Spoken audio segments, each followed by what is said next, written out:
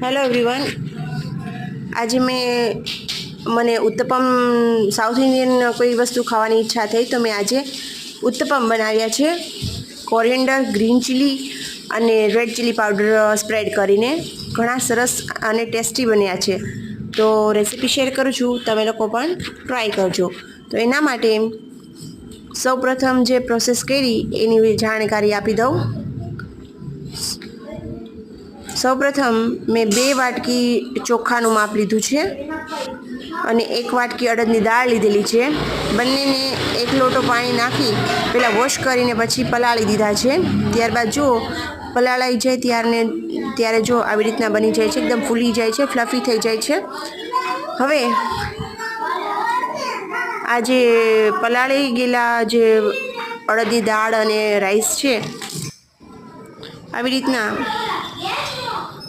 દાણેદાર પીસાઈ જાય એટલે આવી રીતનું દેખાય છે.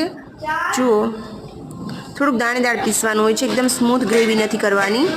ત્યારબાદ એને કવર કરીને 6-7 કલાક રાખી મૂકવાનું હોય છે. 6-7 કલાક રાખી મૂક્યા પછી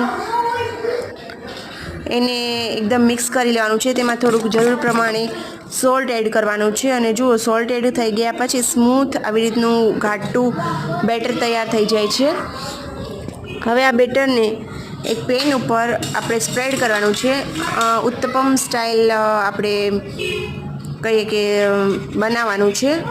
ઘાટું છે એટલે, અને નોનસ્ટિક ઉપર લેવામાં આવે તો ચોટતું નથી, એટલે નોનસ્ટિક થ્રુ આપણે એને સ્પ્રેડ કરીને એના ઉત્તપમ તૈયાર કરવાના છે. આવી રીતના સ્પ્રેડ કરતું રહેવાનું છે. જેમ જેમ સ્પ્રેડ કરતા રહેશું એટલે સરસ શેપ આવી જશે. સરસ શેપ આપીને ત્યારબાદ તેની ઉપર ગ્રીન ચીલી, કોરિએન્ડર પાવડર અને સોલ્ટ, અને થોડુંક સોલ્ટ બી એડ કરી શકાય જો તમને બેટર થોડું બી એવું લાગે કે ના સોલ્ટલેસ છે તો.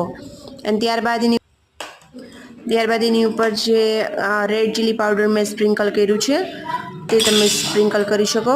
બીજા બી ઘણા ઇન્ગ્રીડિયન્ટ્સ છે તમે એડ કરી શકો, જેમ કે કોઈ બી મકાઈના દાણા છે, અથવા તો ઓનિયન ખાતા હોય તો ઓનિયન છે. મેં જૈન ઉત્તપમ તૈયાર કર્યા છે, એટલે જૈન ઉત્તપમમાં અમે અહીંયા ઓનિયનનો યુઝ નથી કર્યો. જે લોકોને ઈચ્છા હોય કે ના અમે પણ બની શકે છે. જુઓ, આવી રીતના ઉત્તપમ બની જાય એટલે ફરીવાર મેં બીજા ઉત્તપમને પણ એવી જ રીતે